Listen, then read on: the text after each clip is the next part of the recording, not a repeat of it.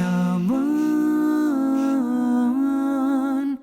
Sallu ala al-Habib sallallahu ta'ala ala Muhammad sallallahu ta'ala alayhi wa alihi wa sallam. Names of those who will pass away.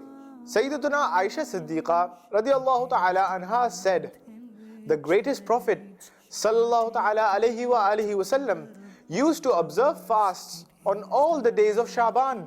She radiyallahu ta'ala anha further said, I asked, Ya Rasulullah sallallahu ta'ala alayhi wa alihi wa sallam, is Shaban your favorite month for observing fasts?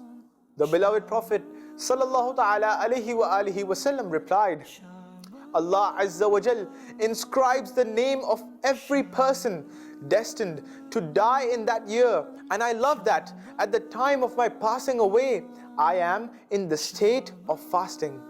Sallu ala al-Habib sallallahu ta'ala ala Muhammad sallallahu ta'ala alayhi wa alihi wa sallam.